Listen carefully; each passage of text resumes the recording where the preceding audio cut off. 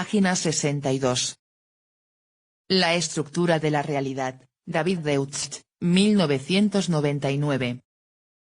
Capítulo 3. Resolución de problemas.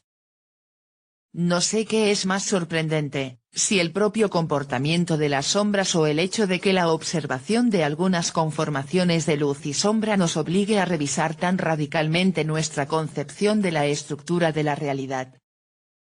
El argumento que he esbozado en el capítulo anterior es, independientemente de su controvertible conclusión, un ejemplo típico de razonamiento científico.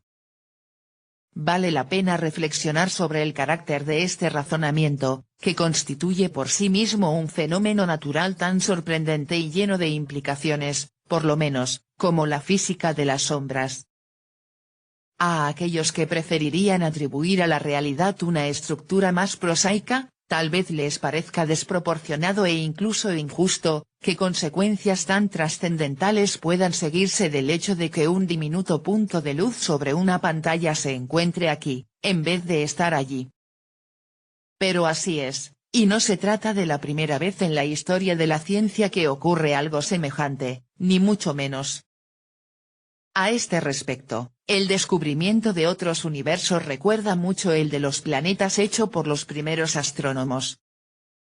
Antes de que mandásemos sondas a la Luna y a algunos planetas, toda nuestra información sobre estos últimos procedía de manchas de luz, y de otras radiaciones, cuya presencia era observada en lugares donde no se esperaba encontrarla.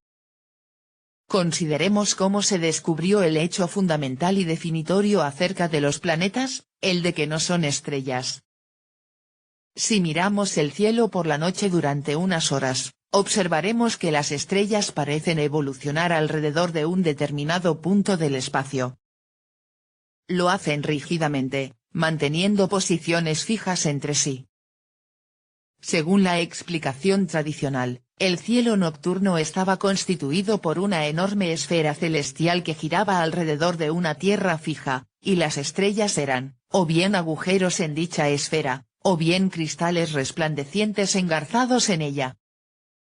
Sin embargo, entre los millares de puntos de luz visibles de noche al ojo desnudo, algunos de los más brillantes, cuando son observados a lo largo de periodos prolongados de tiempo, no se comportan de esa manera rígida, como si estuviesen fijos en la bóveda celestial, sino que parecen pasearse por el espacio con movimientos más complejos. Son los denominados planetas, palabra que deriva del griego planetes, que significa vagabundo o errante. Su vagabundeo indicaba que la explicación de la esfera celestial resultaba inadecuada. Las sucesivas explicaciones sobre el movimiento de los planetas han tenido un importante papel en la historia de la ciencia. La teoría heliocéntrica de Copérnico situaba los planetas y la Tierra en órbitas circulares alrededor del Sol. Kepler descubrió que esas órbitas no eran circulares, sino elípticas.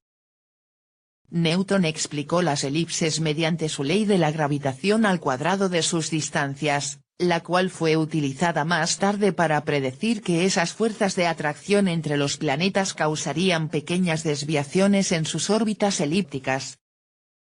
La observación de estas desviaciones condujo al descubrimiento de un nuevo planeta, Neptuno, en 1846, uno de los muchos hallazgos que corroboraron de manera espectacular la teoría de Newton.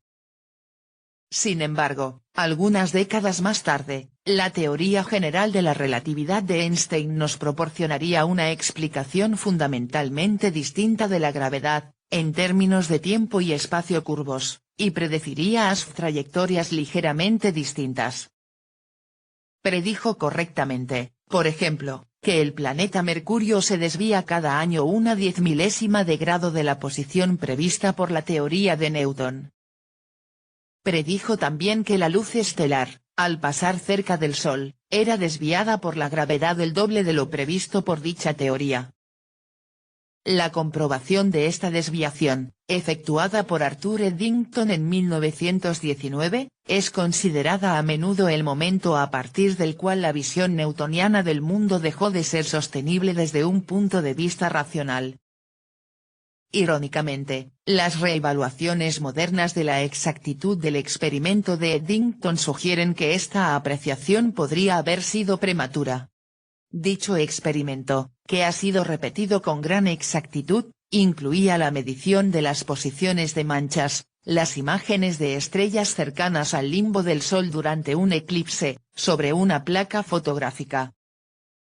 A medida que las predicciones astronómicas se hacían más exactas, disminuían las diferencias en el aspecto del cielo nocturno predichas por las sucesivas teorías, y ha habido que construir telescopios e instrumentos de medida cada vez más potentes para detectar esas menguantes discrepancias. Sin embargo, las explicaciones en que se basan esas predicciones no han convergido, sino todo lo contrario, como ya es señalado, ha habido una sucesión de cambios revolucionarios. Así pues, la observación de efectos físicos cada vez más pequeños ha provocado cambios cada vez más grandes en nuestra concepción del mundo. Se diría que sacamos conclusiones cada vez mayores de evidencias cada vez menores. ¿Qué es lo que justifica esas inferencias? Podemos estar seguros de que solo porque una estrella aparezca desplazada unos milímetros en la placa fotográfica de Eddington el espacio y el tiempo deben ser curvos, o de que solo porque un fotodetector situado en una determinada posición no registre un impacto con luz débil, deben existir universos paralelos. Sin duda, lo que acabo de decir subraya tanto la fragilidad como el carácter indirecto de toda evidencia experimental. No percibimos directamente las estrellas, ni las manchas en una placa fotográfica, ni cualquier otro objeto o acontecimiento externo. Solo vemos las cosas cuando sus imágenes aparecen en nuestras retinas, y ni siquiera percibimos estas imágenes hasta que han dado lugar a impulsos eléctricos en nuestros nervios que, a su vez, han sido recibidos e interpretados por nuestros cerebros. De modo que la evidencia física que influye directamente en nosotros se mide en milésimas de milímetro, la distancia que separa las fibras nerviosas en el nervio óptico, y en centésimas de voltio, la carga del potencial eléctrico de nuestros nervios, que marca la diferencia entre percibir una cosa u otra. No obstante, no otorgamos la misma importancia a todas nuestras impresiones sensoriales. En la experimentación científica, por ejemplo, hacemos grandes esfuerzos por acercar a nuestra percepción aquellos aspectos de la realidad exterior que creemos que nos pueden ayudar a evaluar las teorías rivales que estamos considerando. Antes incluso de realizar una observación, decidimos con todo cuidado qué, cuándo y dónde debemos buscar. A menudo utilizamos instrumentos complejos, diseñados específicamente, como telescopios y fotomultiplicadores. Pero, por más perfeccionados que estén los equipos empleados, y por más consistentes que sean las causas externas a las que atribuimos los resultados de sus observaciones, en última instancia los percibimos únicamente a través de nuestros órganos sensoriales. No hay escapatoria al hecho de que los seres humanos somos criaturas pequeñas, dotadas solo de unos pocos e inadecuados canales para recibir toda la compleja información que nos llega del exterior. Interpretamos esta información como prueba de la existencia de un universo exterior grande y complejo, o un multiverso, pero cuando sopesamos esas pruebas, no contemplamos, literalmente, nada más que unos débiles circuitos de corriente eléctrica que cosquillean nuestros cerebros. ¿Qué justifica las inferencias que extraemos de esos circuitos? No se trata, sin duda, de una cuestión de deducción lógica. No hay manera de probar, mediante estas o cualesquiera otras observaciones, no ya que el universo exterior, o multiverso, existe realmente, sino ni siquiera que las corrientes eléctricas recibidas por nuestros cerebros tengan alguna relación con él. Todo lo que percibimos puede ser una ilusión, un sueño. Las ilusiones y los sueños son, después de todo, cosa corriente. El solipsismo, teoría según la cual solo existe una mente, y lo que aparenta ser la realidad externa no es más que un sueño desarrollado en esa mente, no puede ser rechazado lógicamente. La realidad podría consistir en una sola persona, presumiblemente usted, que soñara las experiencias de toda una vida. O podría consistir tan solo en usted y yo. O en el planeta Tierra y sus habitantes. Y por más evidencias de la clase que fuera, que soñáramos acerca de la existencia de otras personas, de otros planetas, de otros universos, ello no probaría ni la existencia real de esas cosas ni su número. Puesto que el solipsismo, e infinidad de teorías relacionadas con él, son compatibles, desde un punto de vista lógico, con el hecho de que usted perciba cualquier evidencia observable posible, resulta que no puede deducir lógicamente nada acerca de la realidad a partir de dicha evidencia observable. ¿Cómo puedo, entonces, decir que el comportamiento observado de las sombras refuta la teoría de que existe un solo universo, o que la observación de los eclipses realizada por Eddington hace que la concepción newtoniana del mundo resulte racionalmente insostenible? ¿Cómo es posible? Si refutar no significa demostrar la falsedad, ¿qué significa? ¿Por qué deberíamos sentirnos inclinados a cambiar nuestra concepción del mundo, o incluso cualquier opinión, sobre la base de que algo quede refutado en este sentido? Esta crítica parece proyectar dudas sobre la totalidad de la ciencia, es decir, sobre cualquier razonamiento acerca de la realidad exterior que se base en la evidencia observable. Si el razonamiento científico no se concreta en secuencias de deducciones lógicas a partir de esa evidencia, ¿en qué se concreta? ¿Por qué deberíamos aceptar sus conclusiones? Esta cuestión se conoce como el problema de la inducción. Este nombre deriva de la que fue, durante la mayor parte de la historia de la ciencia, la teoría dominante acerca del funcionamiento de esta.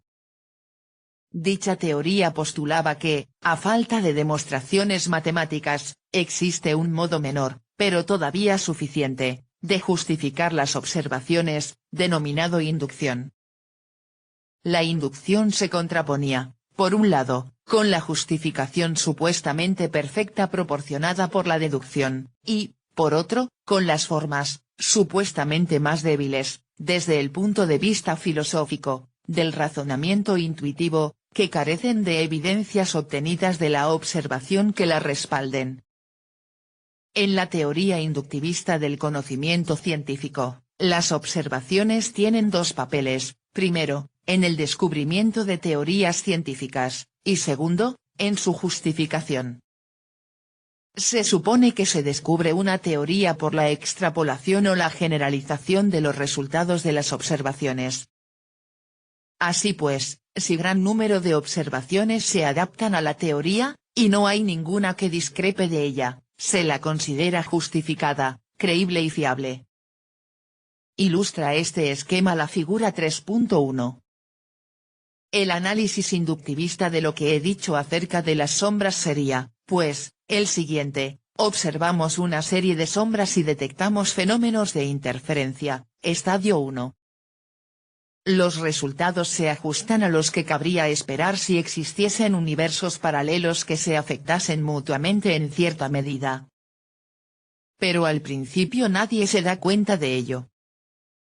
Con el tiempo, estadio 2, alguien hace la generalización de que las interferencias siempre serán observadas si se dan las circunstancias adecuadas, y, por consiguiente, induce la teoría de que los responsables son los universos paralelos. Cada vez que se observan nuevas interferencias, estadio 3, nos convencernos un poco más de la validez de esa teoría. Tras una secuencia suficientemente larga de tales observaciones, y a condición de que ninguna de ellas contradiga la teoría, concluimos, estadio 4, que esta es cierta. Si bien jamás podremos estar completamente seguros, a efectos prácticos nos damos por convencidos.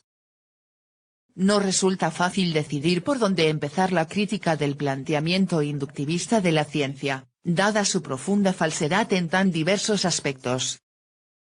Quizás su peor defecto, en mi opinión, sea el evidente non sequitur de que una predicción generalizada equivale a una nueva teoría.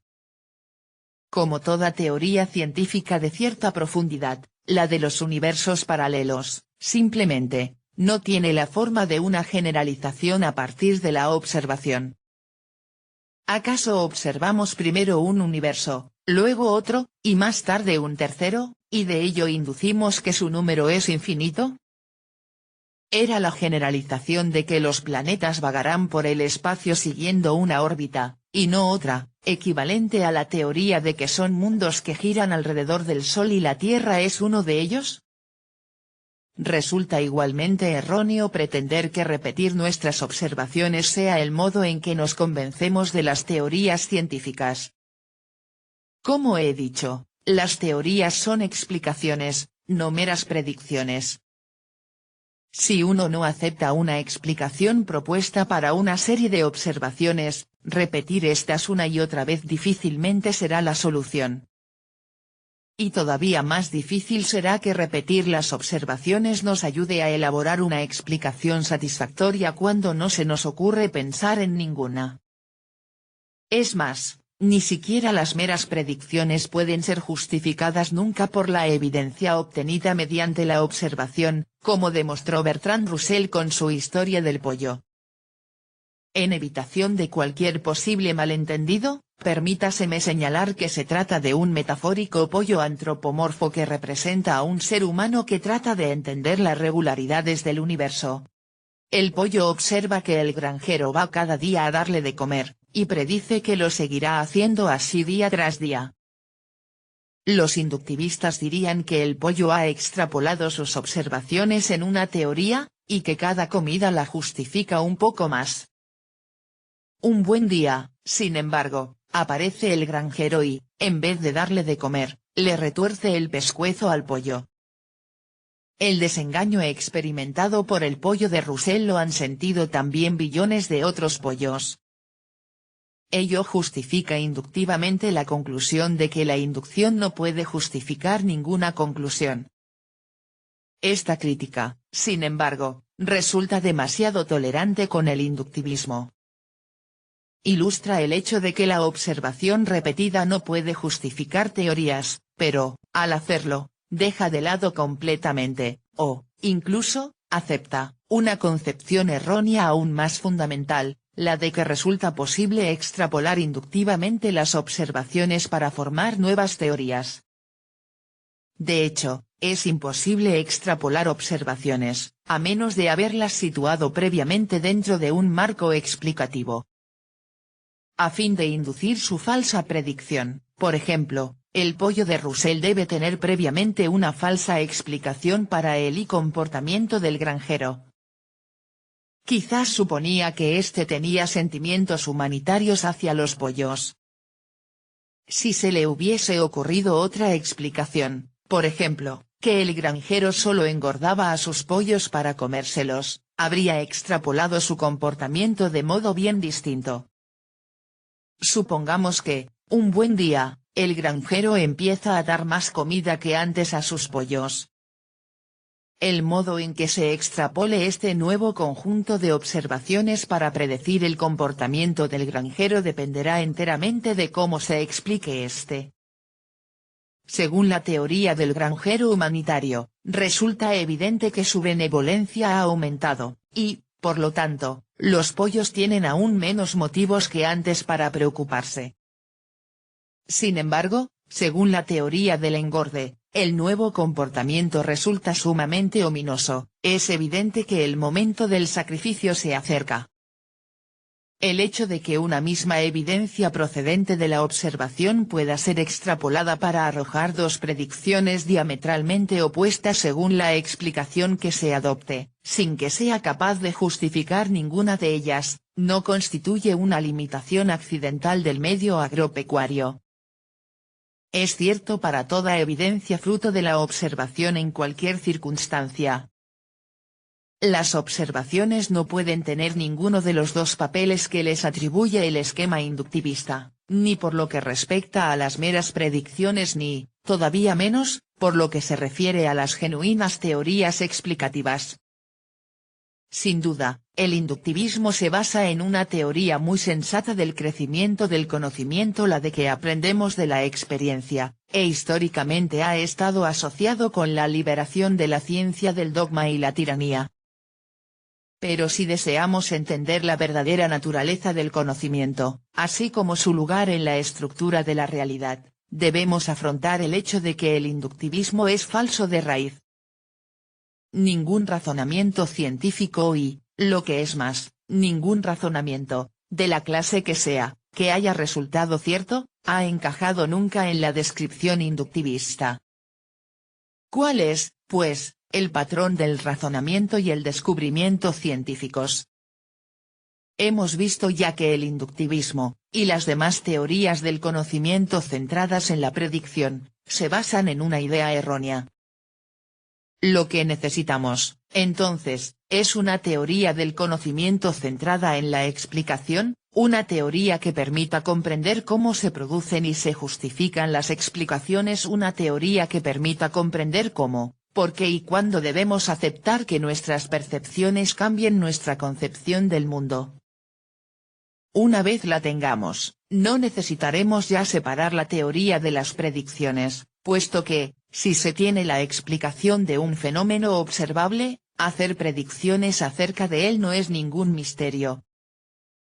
Y, una vez justificada una explicación, toda predicción derivada de ella lo está también de manera automática. Por fortuna, la teoría del conocimiento científico que predomina en la actualidad, debida, en gran medida, en su forma moderna, al filósofo Karl Popper, y que constituye una de mis 4 vías principales de explicación de la estructura de la realidad, puede ser considerada una teoría de las explicaciones en el sentido que acabo de exponer. Considera a la ciencia como un proceso de resolución de problemas. El inductivismo considera que el conjunto de nuestras observaciones pasadas es una especie de entramado teórico que la ciencia ha de ir rellenando mediante la interpolación y la extrapolación. La resolución de problemas empieza con una teoría inadecuada, pero no con una teoría nocional consistente en observaciones pasadas. Se inicia a partir de las mejores teorías disponibles. Si alguna de dichas teorías nos parece inadecuada, y deseamos sustituirla, entonces nos encontramos ante un problema. Así pues, y al contrario de lo que propone el esquema inductivista de la figura 3.1, el descubrimiento científico no necesita iniciarse con la evidencia fruto de la observación. Pero siempre empieza con un problema. Problema no significa por fuerza una emergencia práctica ni un motivo de ansiedad, sino, simplemente, un conjunto de ideas que parece inadecuado y merece que se intente mejorarlo. La explicación disponible puede parecer demasiado fácil o laboriosa, o innecesariamente estrecha, o ambiciosa de un modo irreal. Quizás vislumbramos alguna posible unificación con otras ideas. O tal vez 2 explicaciones, satisfactorias en sus respectivos campos, nos parecen inconciliables. O puede que se hayan efectuado interesantes observaciones como el deambular de los planetas, que las teorías de que disponemos no predijeron y no pueden explicar. Este último tipo de problema se parece al estadio 1 del esquema inductivista, aunque solo superficialmente. Y es que una observación inesperada nunca inicia un descubrimiento científico, a menos que la teoría preexistente contenga las semillas del problema. Las nubes, por ejemplo, deambulan más que los planetas. Su impredecible deambular era, lógicamente, familiar antes del descubrimiento de estos. Por otra parte, la predicción del tiempo siempre ha sido de utilidad para agricultores, marineros y soldados, de modo que siempre debe de haber existido un buen incentivo para teorizar sobre el movimiento de las nubes. Sin embargo, no fue la meteorología la que abrió el camino de la ciencia moderna, sino la astronomía. Sin duda, la evidencia proporcionada por la observación era mucho más abundante en el caso de la meteorología que en el de la astronomía, pero nadie le prestaba demasiada atención ni desarrollaba a partir de ella teorías sobre frentes fríos y anticiclones. La historia de la ciencia no se llenó de disputas, dogmas, herejías, especulaciones y complejas teorías acerca de la naturaleza de las nubes y su movimiento. ¿Por qué? Pues porque, de acuerdo con la estructura explicativa establecida para el tiempo atmosférico, resultaba perfectamente comprensible que el movimiento de las nubes no se podía predecir. El sentido común sugiere que las nubes se mueven a causa del viento. Cuando no lo hacen de acuerdo con el que sopla en superficie, parece razonable deducir que el viento puede soplar en diferentes direcciones a distintas altitudes, por lo que su curso resulta impredecible, y entonces es fácil llegar a la conclusión de que no hay nada más que explicar. Algunas personas adoptaron, sin duda, posturas similares en relación a los planetas y dieron por sentado que no eran más que objetos luminosos en la esfera celeste, impulsados por los vientos de las grandes altitudes, o quizás movidos por ángeles, y que, por lo tanto, no había nada más que explicar. Otros, sin embargo, no se dieron por satisfechos e intuyeron que tras el deambular de los planetas se escondían explicaciones más profundas. Así que fueron en busca de estas explicaciones y las hallaron. En algunos momentos de la historia de la astronomía la cantidad de evidencias inexplicadas fruto de la observación ha sido enorme, en otros, escasa, y en otros, nula. Pero, en todos los casos, si la gente hubiese decidido teorizar en función del número de observaciones acumuladas de un fenómeno determinado, habría optado, sin duda, por las nubes y no por los planetas. Sin embargo, escogió estos últimos, por muy diversas razones. Algunas de ellas estaban relacionadas con ideas preconcebidas acerca de cómo debía ser la cosmología, o con argumentos expuestos por antiguos filósofos, o con la numerología mística. Otras se basaban en la física, las matemáticas o la geometría de la época. Algunas han resultado estar llenas de mérito objetivo, mientras que otras no. Pero todas ellas fueron consecuencia de un mismo hecho: en algún momento, a alguien le pareció que las explicaciones de que se disponía podían y debían ser mejoradas. Se resuelve un problema encontrando nuevas teorías o mejorando las existentes, de modo que contengan explicaciones que no presenten las deficiencias, pero conserven los méritos, de las explicaciones precedentes, figura 3.2.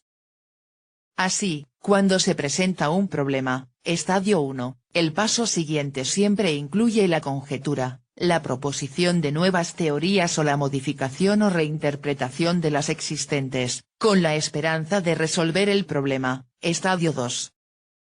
Las conjeturas son entonces criticadas, lo que, si la crítica es racional, conlleva su examen y comparación para ver si realmente ofrecen las mejores explicaciones, según los criterios inherentes al problema, estadio 3. Cuando una teoría conjeturada no sobrevive a la crítica, es decir, cuando parece ofrecer peores explicaciones que otras teorías, es desechada.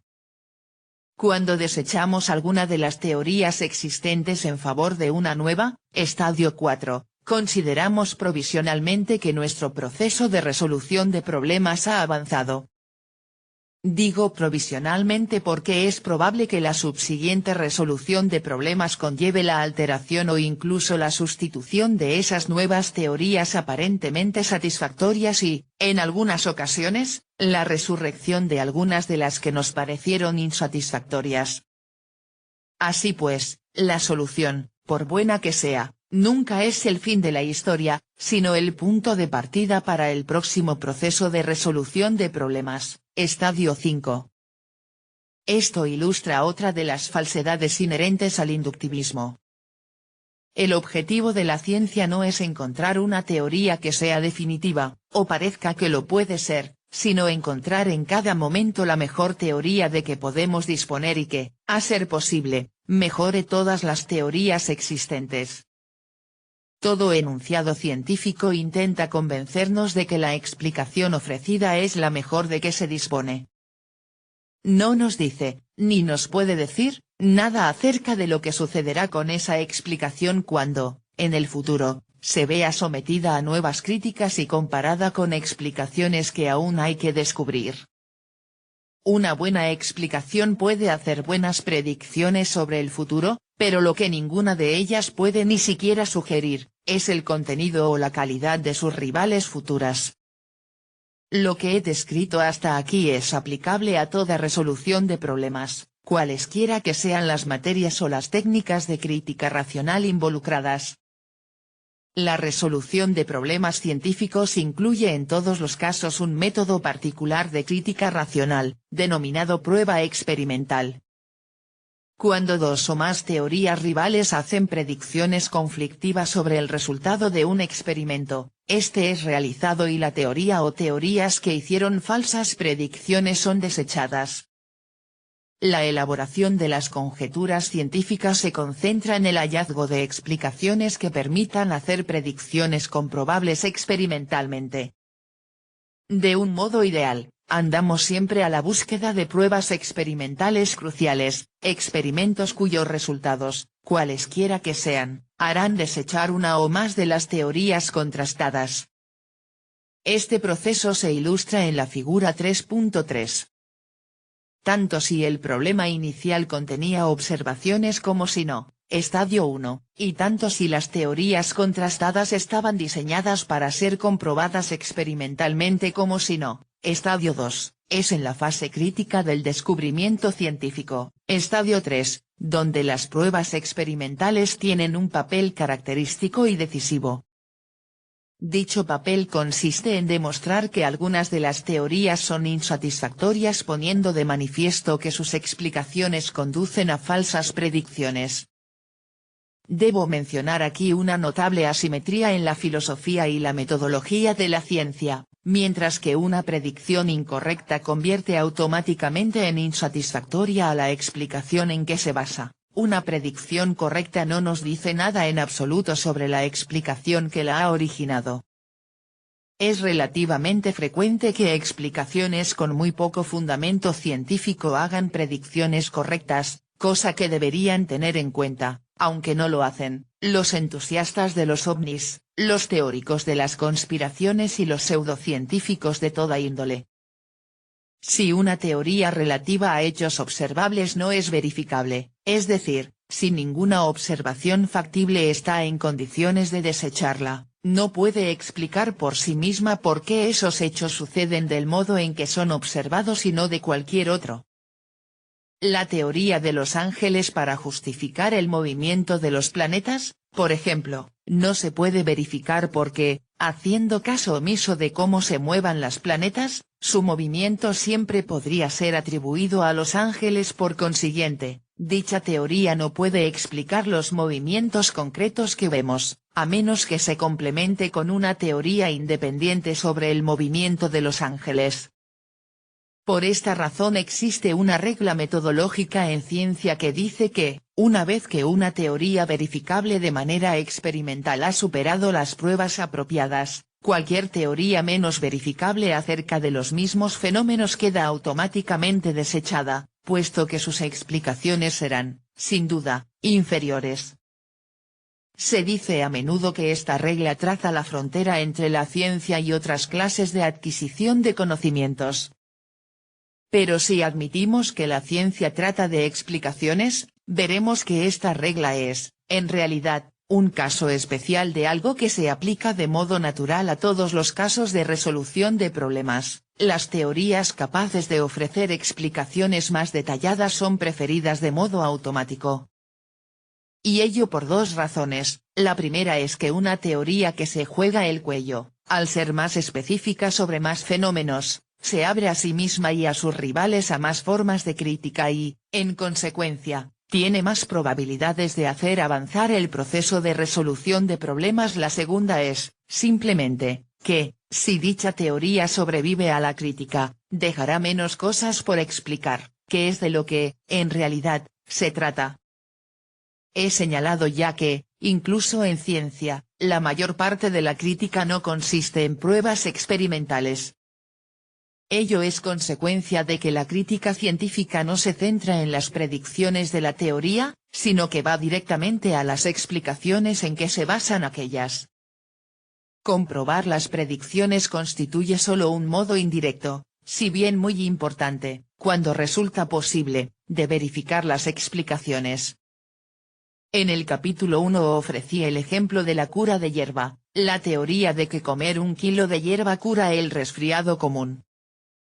Esta teoría, y muchísimas más de la misma índole, son fácilmente comprobables, pero podemos criticarlas y desecharlas sin necesidad de realizar ningún experimento, basándonos en el hecho de que no explican nada que represente una novedad en comparación con las teorías existentes y, en cambio, hacen enunciados nuevos que no explican.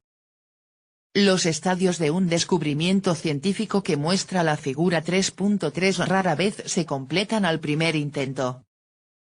A menudo se dan retrocesos antes de que cada estadio sea completado o, mejor dicho, solucionado, ya que cada uno de ellos puede presentar un problema cuya solución requiera por sí misma los 5 estadios de un proceso subsidiario de resolución de problemas. Esto es aplicable incluso al primer estadio, ya que el problema que inicia el proceso no es inmutable.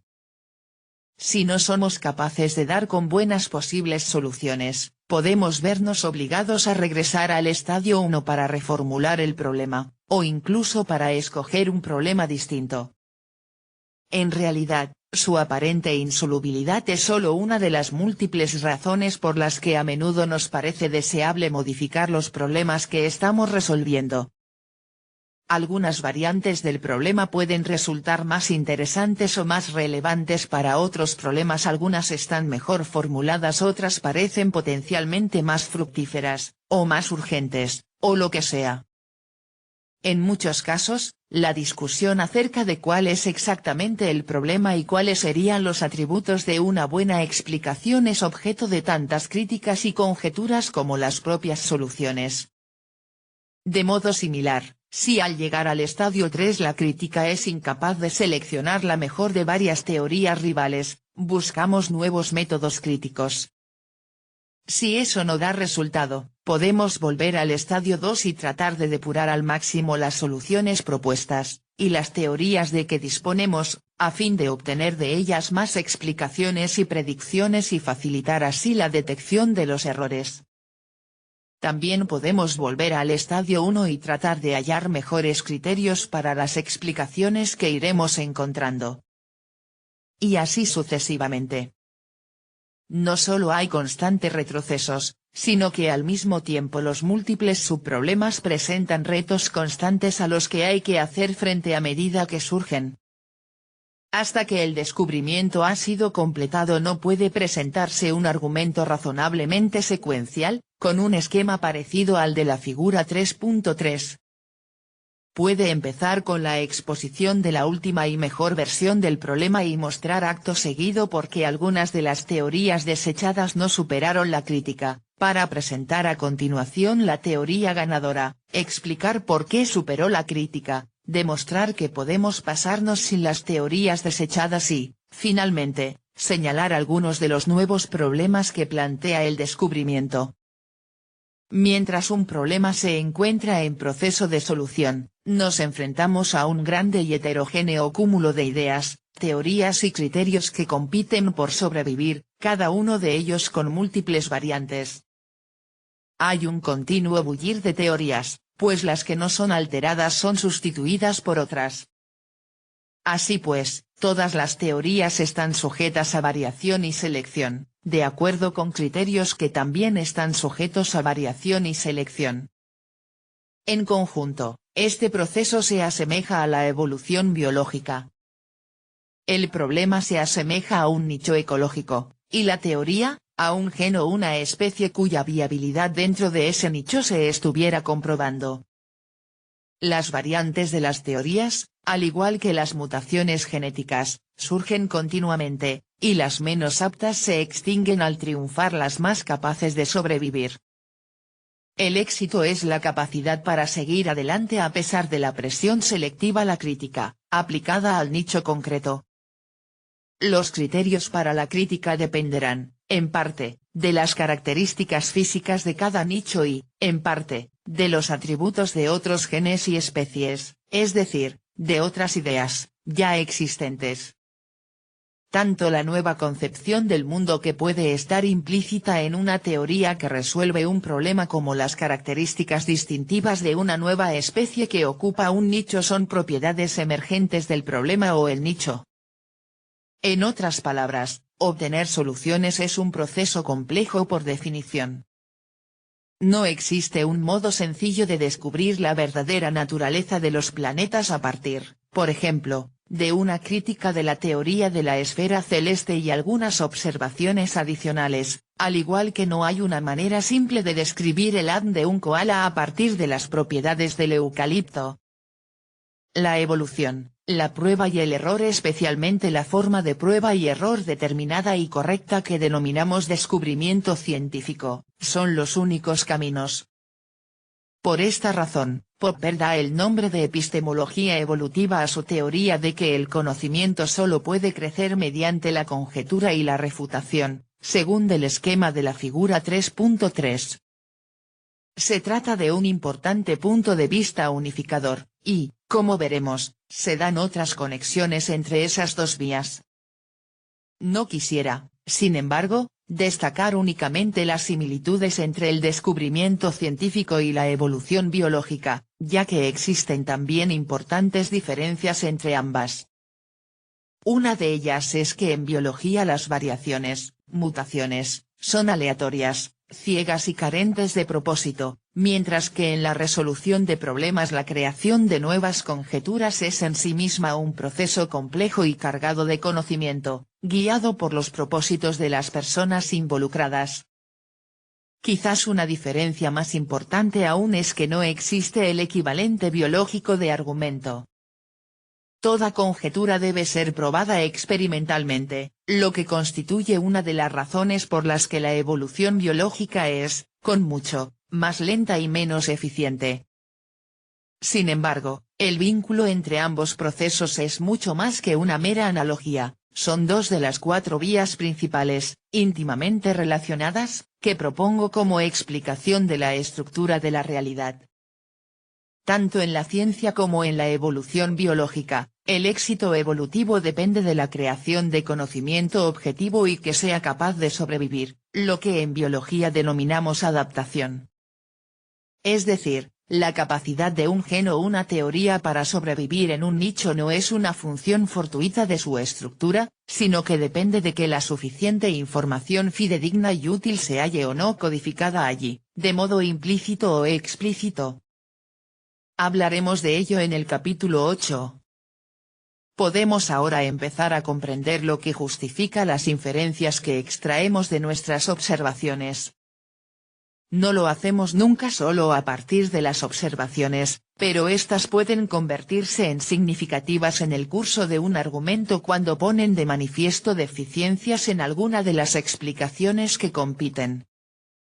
Escogemos una teoría científica porque diversos argumentos, de los que únicamente unos pocos dependerán de observaciones, nos han convencido, por un tiempo, de que las explicaciones ofrecidas por todas las demás teorías rivales conocidas son menos verdaderas, menos amplias o menos profundas.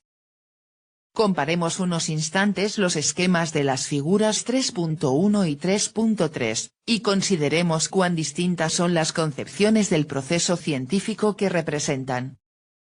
El inductivismo se basa en observaciones y predicciones, mientras que, en realidad, la ciencia se basa en problemas y explicaciones. El inductivismo presupone que las teorías se extraen o destilan de algún modo de las observaciones o se justifican por ellas, mientras que, de hecho, las teorías empiezan en la mente de alguien como conjeturas injustificadas que, típicamente, preceden a las observaciones que harán desechar las teorías rivales. El inductivismo intenta justificar las predicciones suponiendo que demostrarán su validez en el futuro.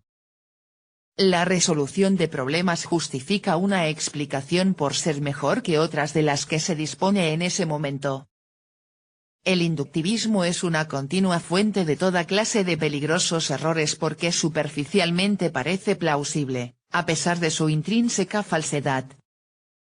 Cuando conseguimos la resolución de un problema, científico o de cualquier otra clase, tenemos a nuestra disposición un conjunto de teorías que, si bien no están exentas de problemas, nos parecen preferibles a aquellas con las que habíamos empezado. Los nuevos atributos que tengan las nuevas teorías dependerán, en consecuencia, de las deficiencias que detectemos en las teorías originales, es decir, en lo que constituía el problema. La ciencia se caracteriza por sus problemas tanto como por su método. Los astrólogos que resuelven el problema de cómo hacer horóscopos lo más interesantes posibles sin arriesgarse a que se puedan demostrar sus errores no contribuyen, ciertamente, ni mucho ni poco a crear conocimientos que puedan ser considerados científicos, aunque hayan utilizado métodos genuinamente científicos, como el estudio de mercados, y se den por satisfechos con la solución.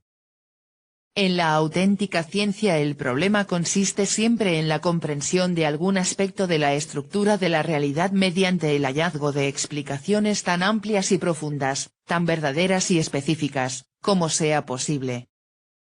Cuando creemos que hemos resuelto un problema, adoptamos, como es natural, la nueva serie de teorías y desechamos las anteriores. Por esta razón, la ciencia, contemplada como búsqueda de explicaciones y resolución de problemas, no presenta ningún problema de la inducción. No hay ningún misterio en lo que nos hace aceptar momentáneamente una explicación cuando esta es la mejor que se nos ocurre. Terminología. Solipsismo. Teoría de que existe una sola mente y lo que parece realidad exterior no es más que un sueño desarrollado en esa mente. Problema de inducción. Si las teorías no pueden ser justificadas lógicamente por la observación, ¿qué las justifica?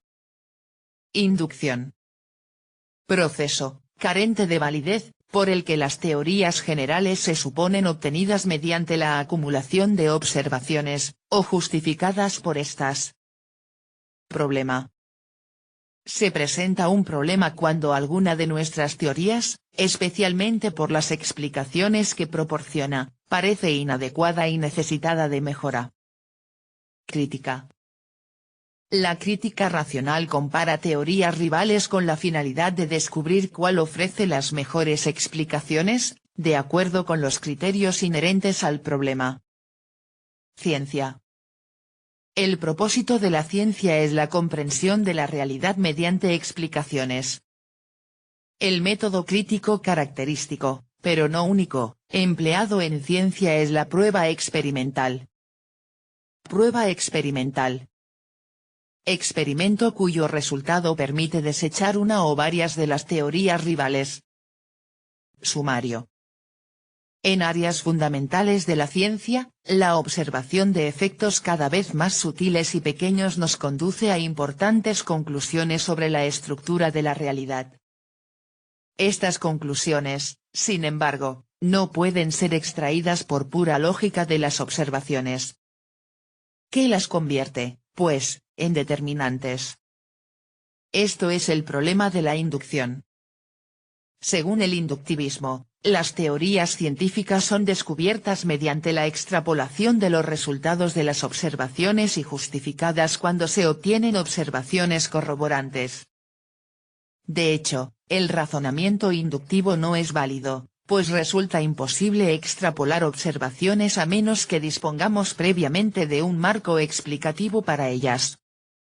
Ahora bien, la refutación del inductivismo, así como la verdadera solución del problema de la inducción, depende de que se admita que la ciencia no es un proceso para hacer predicciones a partir de observaciones, sino para hallar explicaciones. Buscamos explicaciones cuando aquellas de las que disponemos hacen surgir un problema. Nos embarcamos entonces en un proceso de resolución de problemas. Las nuevas teorías empiezan como conjeturas injustificadas, que son criticadas y comparadas según los criterios inherentes al problema. Las que no logran superar la crítica, son desechadas. Las supervivientes se convierten en las nuevas teorías dominantes, algunas de las cuales acaban siendo asimismo problemáticas y nos conducen a buscar mejores explicaciones. En conjunto, el proceso se asemeja a la evolución biológica. Así pues, adquirimos un conocimiento cada vez más profundo de la realidad mediante la solución de problemas y el hallazgo de mejores explicaciones. Sin embargo, una vez todo ha sido hecho y dicho, juzgar los problemas y las explicaciones pasa a depender de la mente humana, que debe su capacidad de razonar a un cerebro poco fiable y cuya fuente de información son unos sentidos no menos poco fiables. ¿Qué autoriza, pues, a la mente humana a sacar conclusiones sobre la realidad externa, objetiva, a partir de su experiencia y su razón puramente subjetivas? Página 79.